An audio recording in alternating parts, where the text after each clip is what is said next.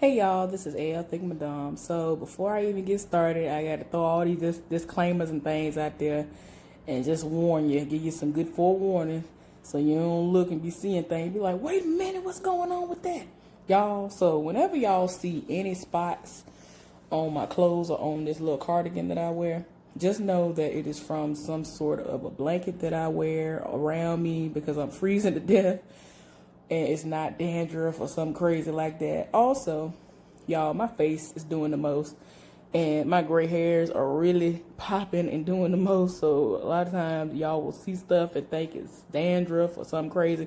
And my little potholes and all that stuff that happened from that chemical spill, my hair that is missing from the whatever degree burns it was from when that happened, when that chemical exploded in my face and like got right up here. I'm surprised my eyebrows came back, y'all. Like, ooh. But y'all just be mindful that that's just what it is. I be going through some things, and I still haven't heard back from the company that I want to try something in order to see if I can somehow grow these areas back in, because I've always had edges and all that stuff, but it's just a struggle for me. And I don't know what I'm gonna do about my gray hair. I don't know if I'm just let it be or just try again with the blackstrap molasses, because it really does seem to work for a lot of other people. And also, look, y'all, look at all of that. Look at it. I'm tired. Like, look, like I was stressed out from my cousin, ended up getting a pimple, and it just like, y'all, my nose peeling real bad. My face been peeling in all kinds of places. I'm surprised my ear is not doing the most right now, because normally it be setting it off. This ear been acting right the past like 2 days, but before that, oh no. I hate wintertime. My skin hates wintertime. So I'm just letting y'all know right now, when y'all see things, it look a mess, but I'm still trying to come on here because I don't wear makeup, and I'm not gonna put that. Even if I did, I would try my best not to put that on to further irritate anything going on. But I'm gonna get back to working on my skin, and I cannot wait until winter is over because my skin hates it. So anyway, now that I've gotten that out of the way, let's get into this recap. Okay, so JT is outside of this abandoned structure with that guy who he gave a ride. And there are other people and kids there. They're playing basketball and, having fun. So they're having their own little side conversation. Meanwhile, Patrick, that is the name of Tessa's man. Y'all, I feel like I never heard his name, and if they said it, they must have said it one time. But since the newest episode came on, they actually said it quite a bit, so now I know his name. Patrick, he is the lead black detective on this case. They placed him on this case, mainly because he's black.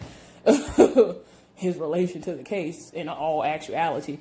Anyway, they had him and the people who he works with to all surround the structure because they are about to move in on them. So, they still having a little side conversation, JT and the guy, and they end up moving in on them. What happens is they arrest some random guy who ain't had nothing to do with the heist, which was the jewelry heist where the police officer got killed, and one of their guys got shot and was in the hospital. So I guess whoever the guy in the hospital told on was the guy who they arrested. Cool. Y'all, tell me why JT and them, JT was still talking to the guy and was like, what's going on with this? He ain't had nothing to do with that, right? And so, he was like, saying something about a snitch. And so he was like, well, what does that make you? And so the dude was just looking at him like, anyway, JT was, he got back to his main reason for even associating with this dude, which is the money. So he was like, well, what am I supposed to do about the money? What are we going to do about that? So he was like, look, you just got to deal with that loss.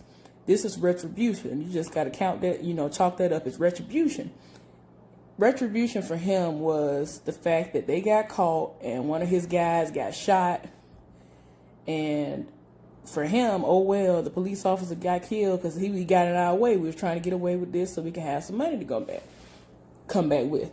JT wasn't here for that, and he's just like, look, man, JT is tired, y'all. So they had a news crew. You know how news crews do whenever things happen. They were right outside the structure where the guy got arrested. Now, before that happened, right, they had arrested the guy and they drove off in the little SWAT truck type of situation. Y'all, they took him either to another part of that same abandoned building or to another abandoned building nearby, threw him out. All the rest of the guys that were part of the police, you know, they all jumped out and they ended up beating the dude down. Little did they know there was somebody sneaking around with a camera and took a picture of all of this. So then, like I was saying, there was someone from the news crew that was out there reporting on it. Y'all, a young Johnny Cochran was there and he had the pictures in his hand and he was talking about the misconduct of the police officers and all this, right? The woman that was doing the news reporting was like, well, how are we supposed to know that these pictures are of the young man in question?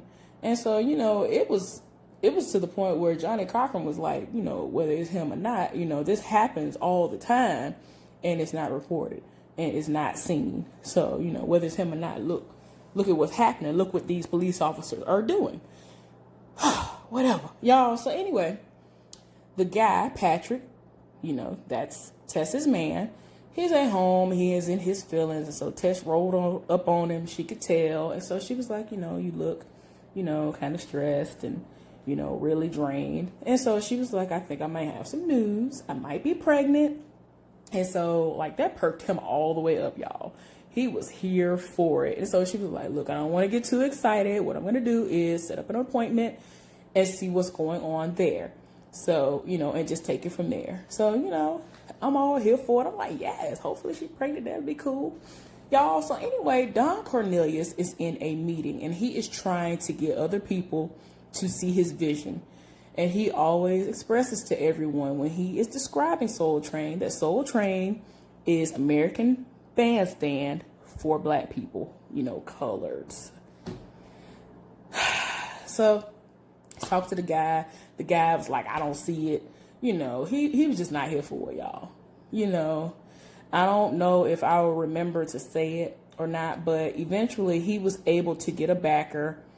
And, you know, he wanted Coca-Cola. He has had Coca-Cola before as one of the sponsors. But this time, right now, they have Kentucky Fried Chicken as the sponsor. So, yeah, there's that. So, JT came home, right? You know, and he got a bag of groceries in his hand. His mama is outside the door banging on the door. And I'm looking like, what happened? Did the little girl get tired of her and went and locked the door on her? Because children do stuff. That's what I'm thinking might have happened. But what ended up happening was JT was like, well, let me try it. So he knocked on the door. He was like, hey. So he ended up having to bust the door open. And the landlord and like a couple of other dudes, they were in there like just looking. And they got into an altercation. And he was like, look, you ain't got to yell at me. You ain't got to talk to me about nothing because y'all ain't been paying the rent. The rent is still behind $500 and some dollars. And you going to have to add $20 to that because you just broke it up. So JT gets triggered. And he ends up punching dude. They end up, you know, in a little scuffle. And him and the other people start beating him down. They threw him out. They got evicted. Y'all, I was just like, Lord, don't nobody have time for this. That little small child, like JT is basically of age. His mama grown, but she's a druggie. Oh, Lord, it's just too much. And I was just like, Lord, this don't make no sense. They are homeless. They are homeless right now because she would rather shoot up and get high than to pay her bills. And he working at a little, you know, mom and pop type of place. He ain't getting paid like that. And he hasn't been able to go out with Simone to these little gigs that she finds out about to try to get paid if they win. So ain't no money coming in like that. And they ain't got evicted. They ain't got nowhere to stay. Y'all, JT ended up going to work and he asked, I think Mom Mabel asked her, you know, for some money. And she could tell that the reason he was giving her was a lie. So it got to the point where she was like, look, I got a little, you know, storage room out back. It's really small. Y'all welcome to it. It has running water, whatever. Cool. So I'm like, oh, Lord, at least the child has something to do, somewhere to be with some running water if her mama don't, be a fool and burn it down or end up letting her be around a needle and she getting killed or something like that. Y'all, that's what I'm really worried about. The social worker in me is just very terrified for this child. Oh, Lord. So, y'all, Ronald Isley and the Isley brothers, they are at the club that the guy Gerald, remember Gerald is the guy who played on Greenleaf as Basie Skanks? He's at their club, kind of trying to get ready to eventually perform. And Don sees the situation for what it is. And so he gonna try to slick roll up and be like, hey man, let me go ahead and borrow Ronald Isley and the Isley brothers, for my show. And so Gerald was like, that ain't how this go. Like, what you talking about, bruh? He had to go ahead and drop a couple of analogies like, what if I was to just come to your house uninvited and just roll up in your refrigerator and take some stuff? That wouldn't be cool. Like, I was like, Lord, I mean, even though he irks my soul, he has a point. I was just like, oh, all right. Y'all, he is really desperate right now and really trying to find some people. Y'all, so JT's mama is at the little place that JT works at, right? Because like I said, it's right out back, the place where they were told that they could stay by her. And so she gonna try to say, I'm no stranger to a broom, whatever. So the woman was like, well, go ahead and get that broom. Told her what a broom was so that she can earn her keep. Cool, whatever. Do what you... At first, I'm kind of like, all right, you trying to act like you got some sense. Good. Life to knock you on your behind. Now you gonna act right.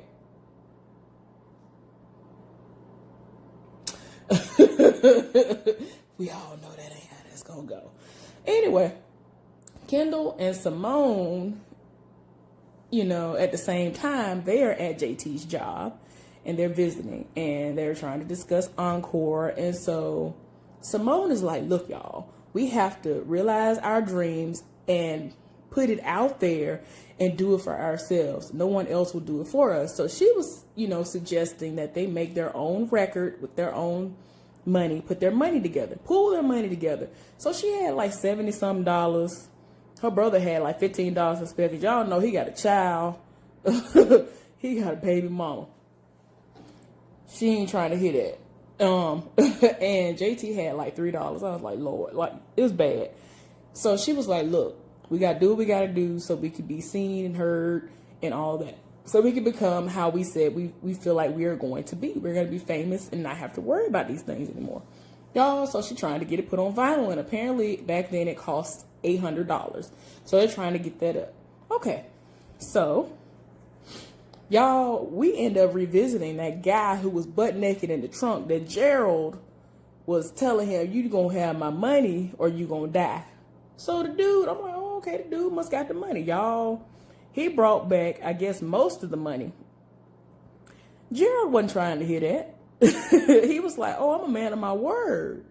You know what I'm saying? They walked off with him a little bit, y'all. He beat that man down and choked him with a belt and killed him where he stood and walked off like a pimp.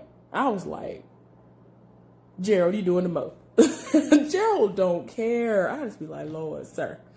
So anyway, back at Soul Train Studios, Tessa is having her rehearsals and Don has made it clear that he hasn't been happy with the performances that have been happening lately. And apparently, however they were dancing whenever Clarence Carter came on there, it didn't coincide with the music, I guess. I guess that's what they were trying to infer when they mentioned it briefly, because they didn't show anybody recreating a situation where Clarence Carter was up there doing his songs and doing a set or anything like that.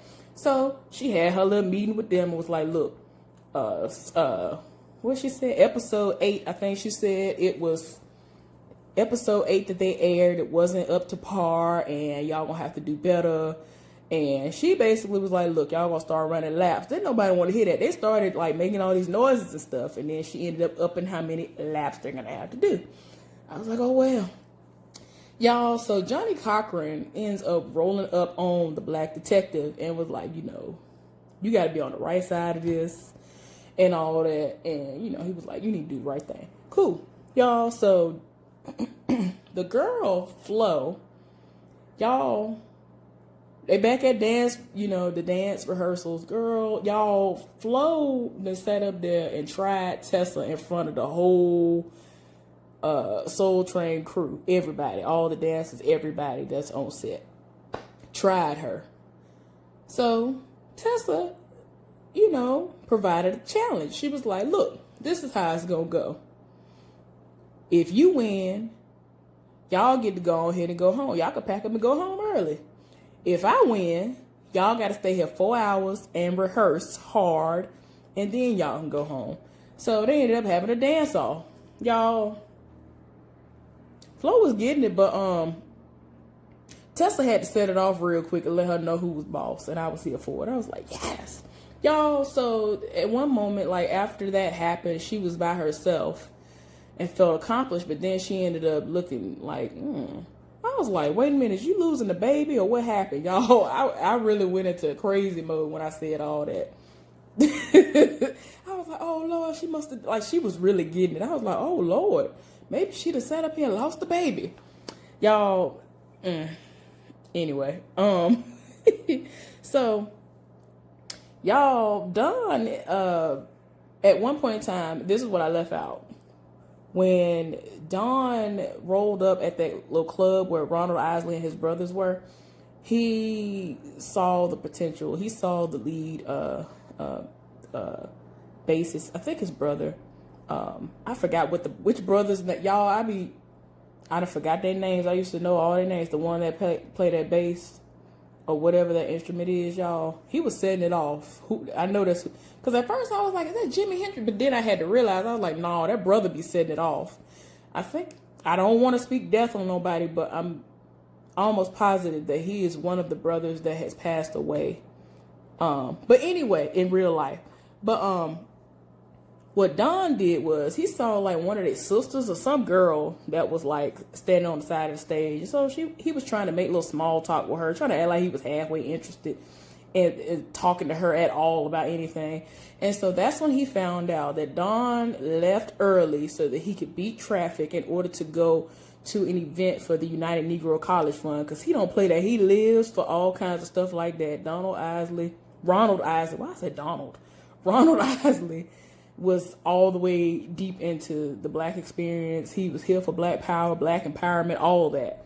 So that's where he was. So fast forward to now, he is at the event and things didn't go the way he wanted at first because he's looking for Ronald Isley. And so then he ends up partaking in some, booger sugar in the bathroom. And I was just like, sir, this is what we do? This is what we do when we're in high feelings. We just go do some booger sugar real quick. Oh, okay. So this woman rolls up. Y'all, she has something to do with the record label that is no longer on Soul Train. Okay, y'all. So I kept trying to remember what the woman's name was. And I had it in my notes. I don't know if I deleted it or what, but it's not a normal name, whatever the woman's name is, y'all. But she rolled up on him, had a little conversation with him. Then next thing you know, she just snorted up a line. I was like, what? Why? Y'all, so you could tell that she's interested in him. And I'm just like, ugh, why don't you go somewhere and be faithful to your wife or just divorce her and then go out here and be the whore that you love to be all the time. Oh, it just be hurting. Y'all, I just cannot. Y'all, so anyway, Flo just sat up here and rolled up on Kendall. Kendall is Simone's brother. Then rolled up on him. And I was just like, please don't get swept up in this mess. So Tess ends up eventually finding Flo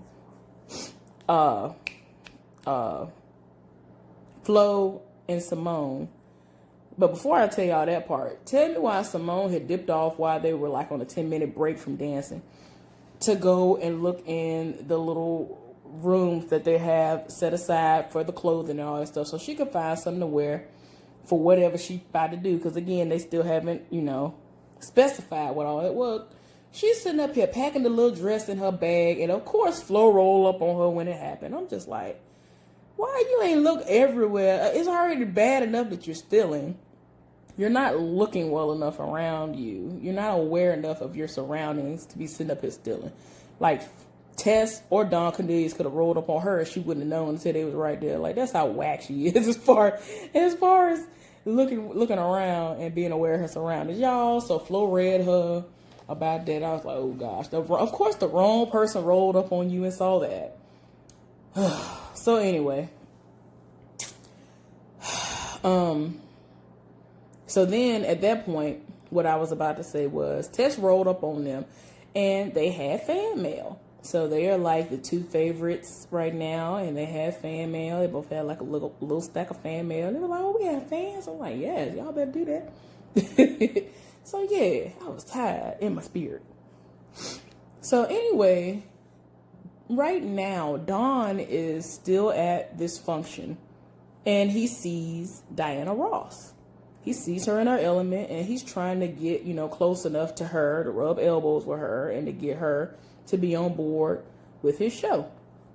That same woman who was in the bathroom, was like, well, let me go get you a drink or something like that, or refresh her own drink, and then I'll be back to kind of coach you on how you can get close to her. So he want to do all that. He sat up there and went and paid a DJ to play that song, I think Night and Day by Ray Charles.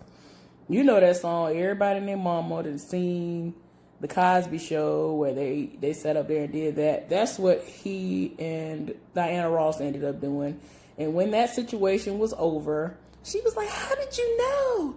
And he was like, why wouldn't I know that?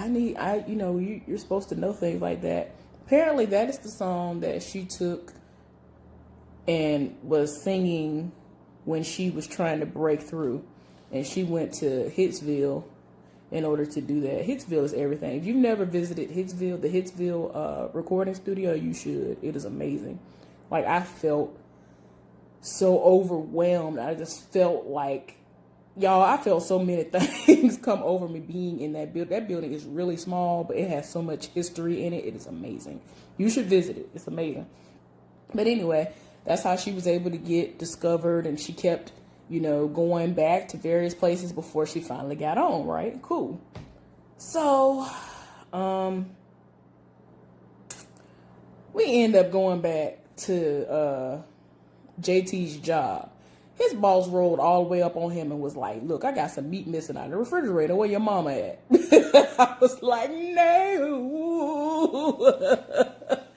She ain't been in here a day yet, and she around here stealing folks' meat to steal and sell somewhere, y'all. And he was like, he over here trying to act oblivious to what we already know done happened. She just sat up here and stole the meat.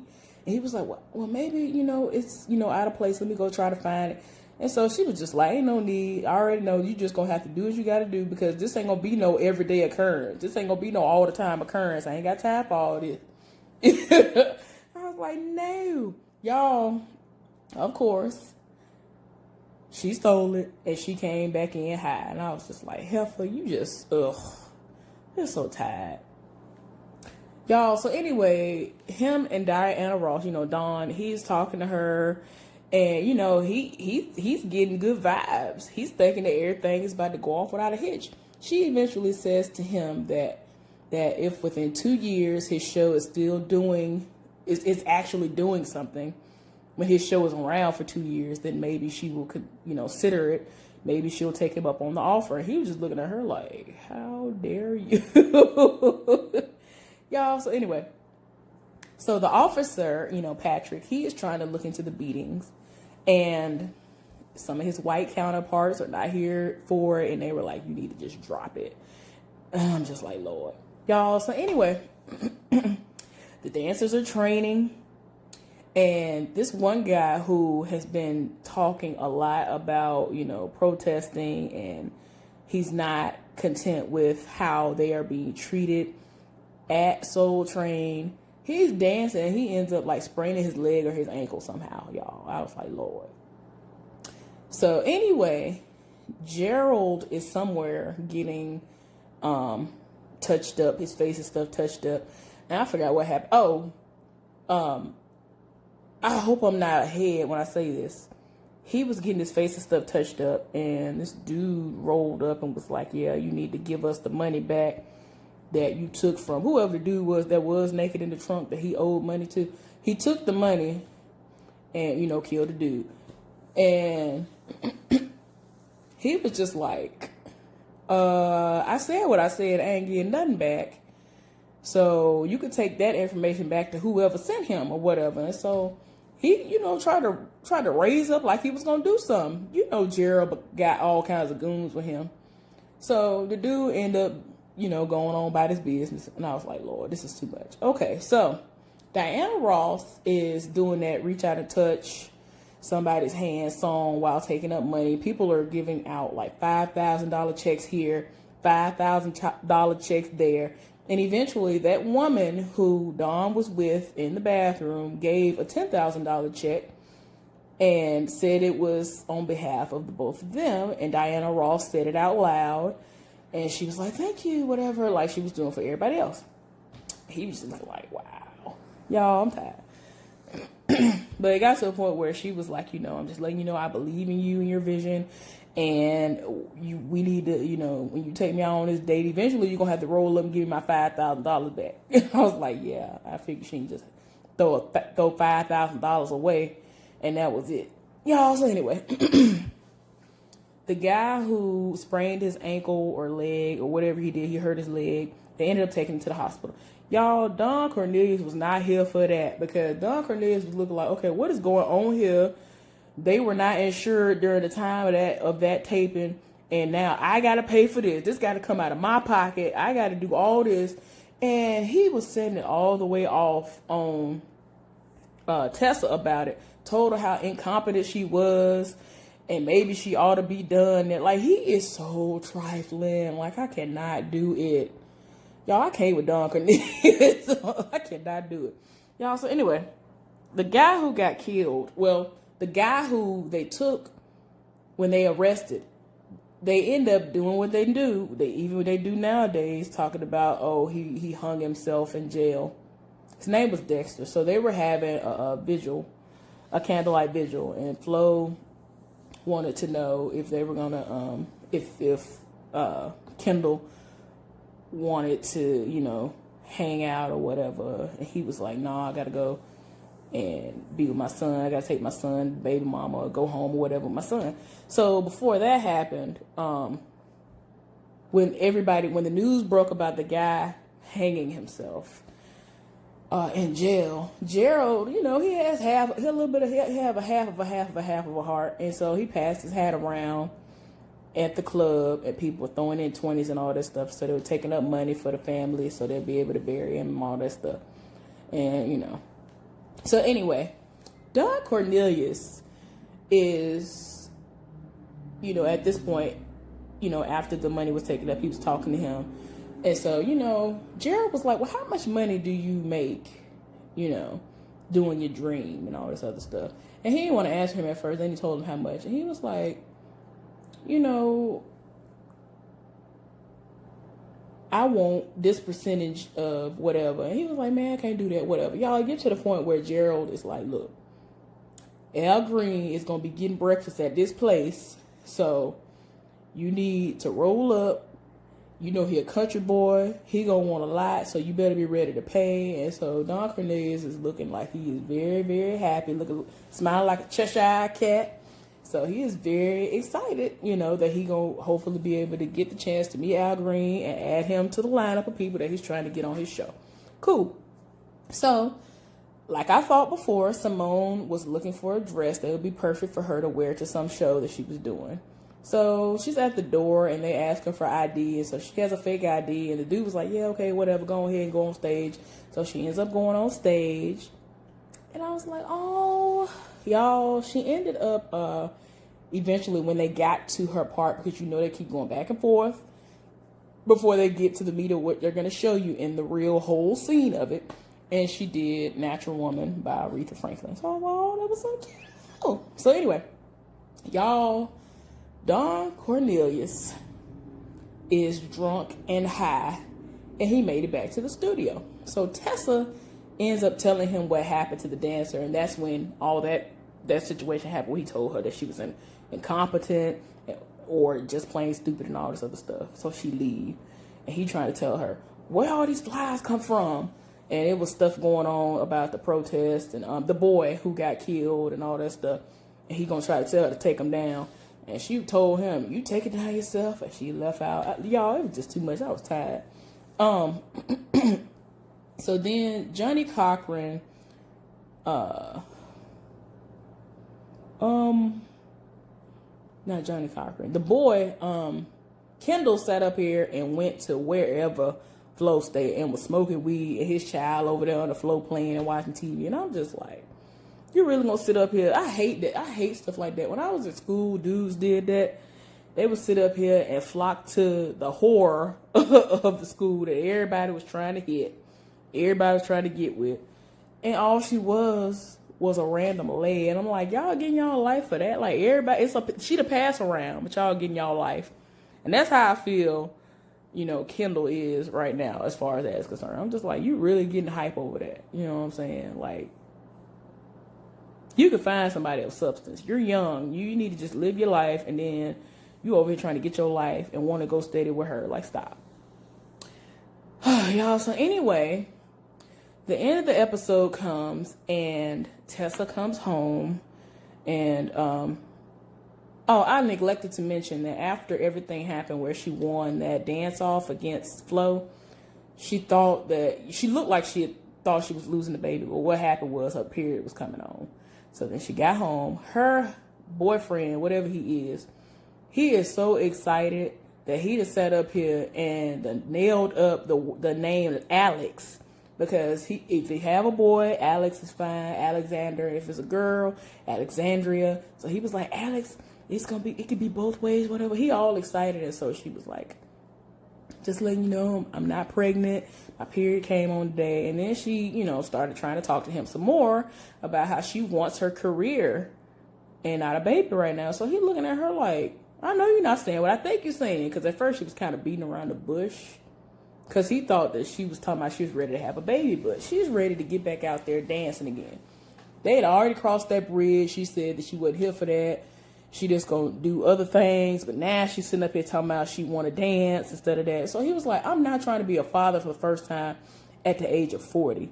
And so he was just looking at her like, I don't know if I can continue to do this. So I was like, oh, Lord, sir, you done went all the way off. Y'all, but anyway, that's what happened with that. So I'm about to come right back with the second.